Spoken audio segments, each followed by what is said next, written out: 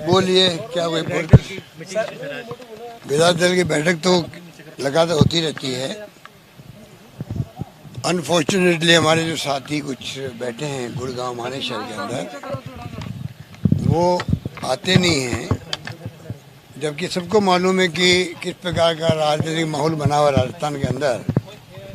ऐसे वक्त में जो चुनाव जीत के आए हैं कांग्रेस के चुनाव चिन्ह पर,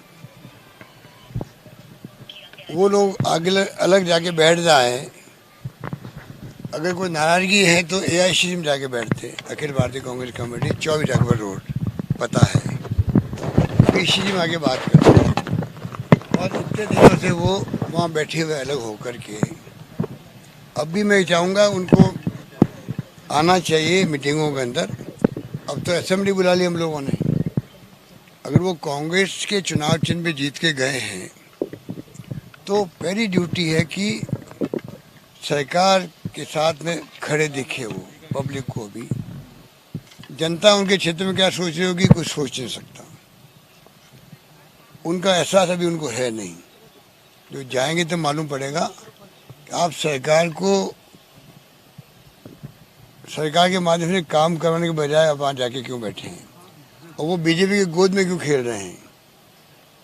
पूरी तरह बीजेपी की जो तैयारियां हैं, बीजेपी ने वहाँ पर इंतजाम किए हुए हैं, उन्हीं की पुलिस है, उन्हीं के घेरे में बंद है। वहाँ पर कोई आना चाहे तो नहीं आ सकता है, ऐसा संदेश आ रहे हैं।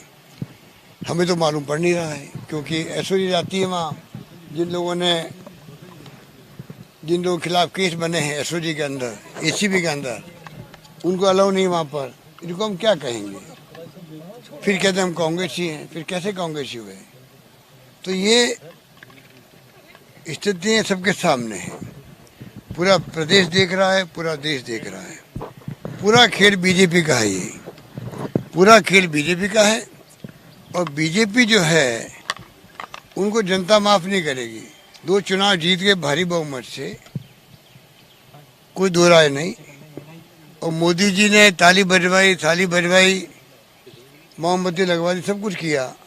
लोगों ने उनकी बात का ध्यान भी दिया। ये बहुत बड़ी बात है कि प्रधानमंत्री कहने से पूरे मुल्क के लोग बात को फॉलो करें। तो आज जिस प्रकार से केंद्र सरकार में बैठे हुए मंत्री लोग उनके षड्यंत्र कर रहे हैं, एक नाम तो सामने आ ही गया मिस्टर शेखावत का। जो ऑडियो आया बिल्कुल सबको मालूम है कि किसका ऑडियो है। अभी तक उसका इस्तीफा नहीं हुआ है। उनके ऊपर जो एक संगीन केस कोर्ट ने भी मान लिया, जांच शुरू हो गई एसओजी के अंदर, कोई कार्रवाई नहीं हुई है। कांग्रेस के वक्त में तो रेल मंत्री का इस्तीफा हो जाता है, कानून मंत्री का इस्तीफा हो जाता है, मुख्यमंत्री का इस्तीफा हो जाते हैं। और यहाँ आप देखिएगा, जो सरकार गिराने के षड्यंत्र कर रहा है, जो इतनी जनता को लूट चुके हैं, वो चिट फंड है, पता नहीं कौन सी कंपनी है, क्या नाम है उसका, आपको मालूम होगा, संजीवनी। उसके बाद में भी कोई कार्रवाई नहीं। तो जनता सब देख रही है। और बीजेपी को चाहिए, अमित शाह जी को चाहिए कि सरकार गिराने के इरादे छोड़े देश के अंदर। उससे लोकतंत्र कमजोर होगा, उससे जनता के जीवन को बचाना है। उसके लिए सबको लगना चाहिए। जनता का जीवन कैसे बचे? WHO की रिपोर्ट आ रही है, बहुत ही गंभीर आ रही है कि आने वाले वक्त में कोरोना बहुत ज़्यादा फैल सकता है। हमें चिंता वो लगी हुई है, इसलिए मैं रोज़ वीडियो कॉन्फ्रेंसिंग करता हूँ, रिव्यू मीटिंग करता हूँ, और सारे साधन झोंक सके हमने। अभी मैंने परसों ही 350 करोड़ रुपए गरीबों के खाते में डाले हैं। तमाम तरह की दवाइयाँ महंगी है, मैंने कहा कि गरीब से गरीब आदमी है, उसका इलाज भी पूरा होना चाहिए। और दूसरी तरफ हमारी गवर्नमेंट को गिराने के लिए षड्यंत्र हो रहे हैं। तो आप बताइए कि क्या चुनी सरकारों का काम सरकार गिराने का है या लोगों के जीवन को बचाने का है? लोगों का जीवन बचाने का। आप बताइए, मुझे समझ के परे है कि किस प्रकार से कोई सोच रख सकते हैं कि लोगों का जीवन बचे, आजीविका बचे, उसकी वजह आप सरकार गिरा रहे हो। तो मैं समझता हूँ कि प्रधानमंत्री जी को चाहिए वो खुद देखिए हो क्या रहा है राजस्थान के अंदर। मैंने खुद ने टेलीफोन किया प्रधानमंत्री जी को, बातचीत करी मैंने खुद ने, और मैंने बताया उनको किस प्रकार की स्थिति राजस्थान के अंदर है। देश का प्रधानमंत्री है, मेरी ड्यूटी थी मैं उनसे बात करूं। मुझे खुशी है गवर्नर साहब ने कल मेरी बात को माना और 21 दिन के बजाय जो 7 दिन चले गए थे पहले के, मैंने कहा उनको काउंट कर लीजिए आप, कम से कम और 21 दिन देंगे तो हॉर्स ट्रेडिंग बढ़ेगी।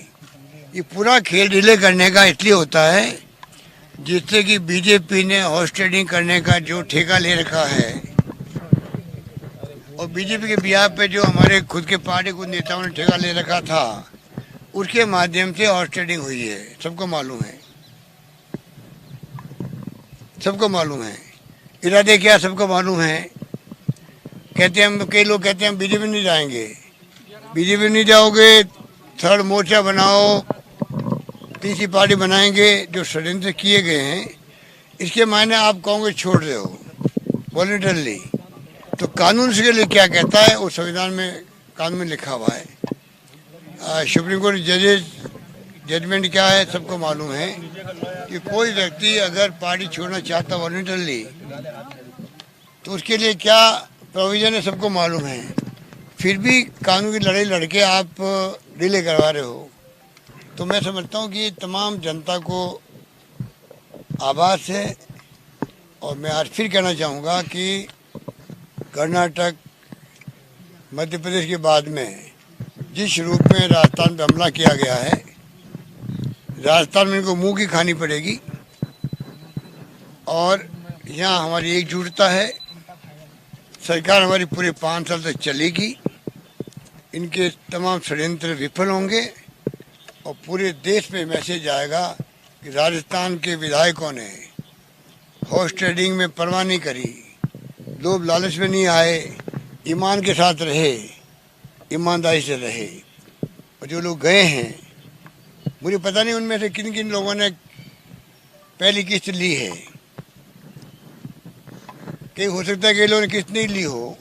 मैं चाहूँगा उनको वापस आना चाहिए, मैं चाहूँगा उनको वापस आना चाहिए। नंबर 2, कल रात से जैसे ही 14 तारीख की तारीख आई है असेंबली की, उसी वक्त से जो पहले वो पहली किस्त 10, दूसरी किस्त 15 की थी, अब आपको जान के आश्चर्य होगा अब अनलिमिटेड हो गई है। अब पूछा जा रहा है अब आप बताओ क्या चाहिए आपको। इसका मतलब 25 से जो है हॉर्स ट्रेडिंग की रेट और बढ़ गई है। मॉनिटरिंग कौन कर रहा है देश के अंदर, सबको मालूम है। इसलिए आज बताइए, देश का दुर्भाग्य देखिए आप, 2 बार इस देश की जनता ने लगातार पंडित नेहरू के बाद में नरेंद्र मोदी जी को प्रधानमंत्री चुना है। और इस देश के अंदर लोकतंत्र की जो धज्जियां उड़ाई है, चुनी सरकार को जो तोड़ रहे हैं, मैं समझता हूँ कि जनता इनको माफ़ नहीं करेगी। और कोरोना की महामारी भयंकर है, जो लोग मर रहे हैं सबको मालूम है, उसके बावजूद भी लोग परवाह नहीं कर रहे हैं। इनको सरकारें गिराओ, कांग्रेस मुक्त भारत बनाओ, ये चिंता है, बजाय कि किसी के जीवन बचाने की। दुकानें बंद पड़ी रही, व्यापार ठंडे बंद पड़े रहे, उद्योग धंधे बंद हो गए थे। और तो और लॉकडाउन में क्या हुआ, और वापस गाड़ी पटरी लाने की हम कोशिश कर रहे हैं जिससे कि आजीविका चले लोगों की। इनको कोई परवाह नहीं। हमारी सरकार लगातार कोरोना पे ध्यान दे रही है। माननीय राज्यपाल महोदय लगातार कोरोना की बात करते हैं। अभी उन्होंने, मुझे अच्छा लगा, उन्होंने मैसेज दिया कि राजस्थान सरकार बहुत शानदार काम कर रही है प्रबंधन का कोरोना को लेकर के। बाकी जो हमारे जो भी गवर्नेंस है उसमें हमारे मंत्री लोग जाके बैठे सचिवालय में, मजबूरी में हमारे एमएलए यहाँ बैठे हुए हैं। और मैं उम्मीद करता हूँ कि भगवान इनको सद्बुद्धि दे कि कोरोना की जंग को लड़ने में राज्य सरकारें केंद्र मिलकर लड़े पक्ष विपक्ष सब लड़के सब मिलके लड़े। जैसे मैंने राजस्थान परंपरा कायम की है, बीजेपी, कांग्रेस, सीपीएम, सीपीआई, कोई पार्टी हो, बीपीटी, सब मिलकर के कोरोना की लड़ाई लड़ रहे थे हम लोग। सबको मैंने साथ लिया था। वही भावना के साथ में पूरे मुल्क में ये लड़ी जानी चाहिए कोरोना के खिलाफ में, तब जाके हम विजय प्राप्त करेंगे कोरोना की जंग से। ये जो हालात बना रखे हैं बीजेपी ने, बीजेपी को जनता माफ नहीं करेगी। और जितने बयानबाजी कर रही राजस्थान के नेता लोग, ये छिप के जाते दिल्ली।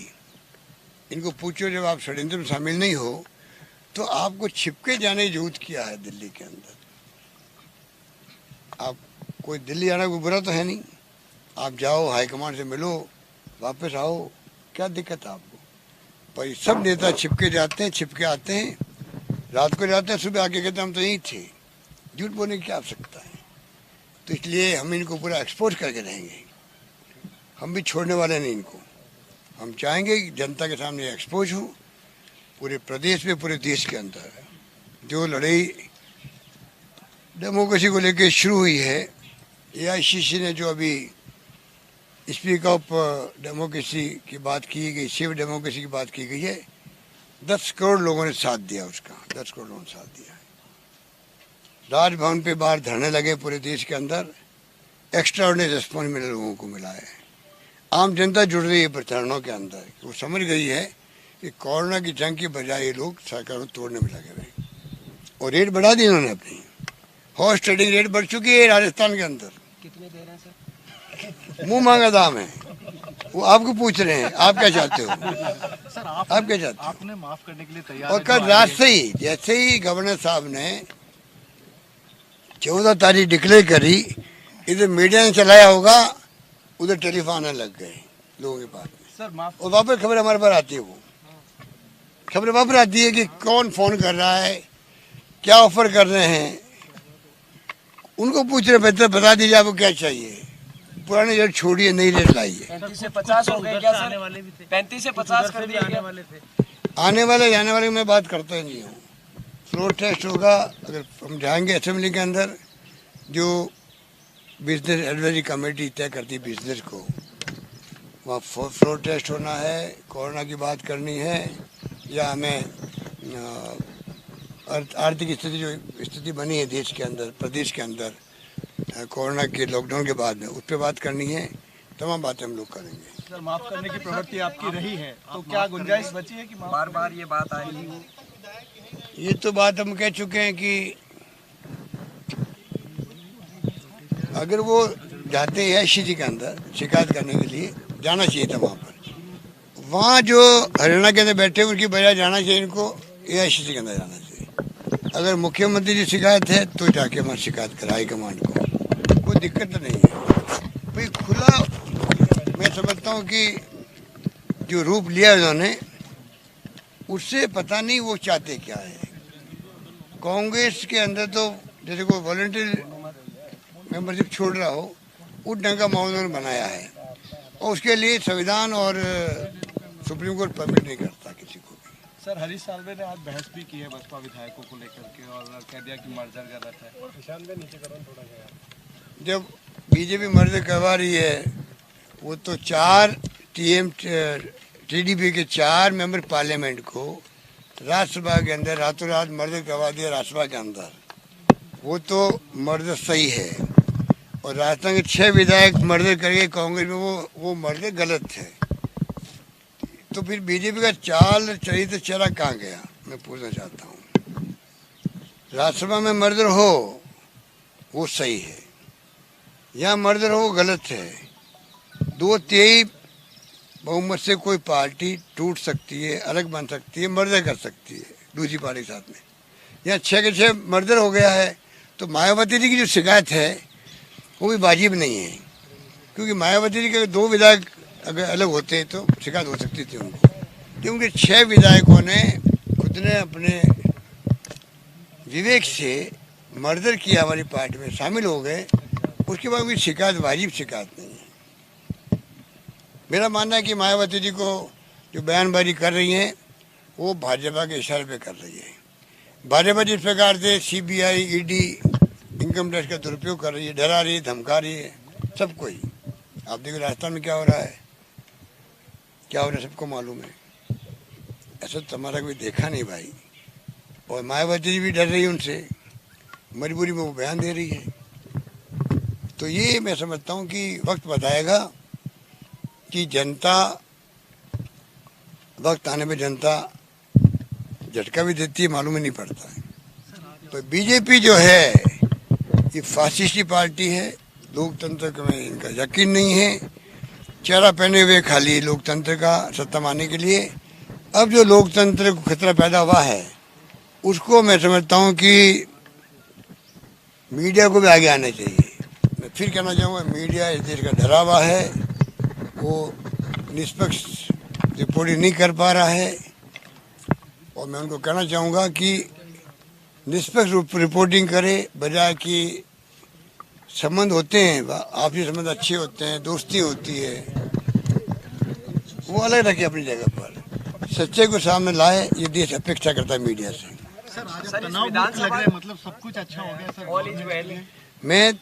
मुझे गॉड गिफ्ट है ये, चाहे मैं तो रोज ऐसे ही रहता हूँ, मुझे गॉड गिफ्ट है। चाहे कैसी स्थिति कुछ भी हो, तब भी जो है अगर आप सत्य के रास्ते पर हो, अगर आपके मुद्दे सही हैं, पब्लिक इंटरेस्ट के हैं, गांव के हैं, गरीब के हैं, किसान के हैं, और उसकी लड़ाई लड़ना पड़े, डेमोक्रेसी को बचाने की लड़ाई लड़ना पड़े, लड़ाई को लड़ना पड़े, तो सत्य ही जो है मुझे गॉड गिफ्ट है कि मैं आज हूँ वैसे रहता हूँ। सर इस विधानसभा सत्र से बड़ा सियासी संदेश जाएगा उन ताकतों को जो लगे हुए थे कुछ साजिश करने में, सबकी नजरें हैं।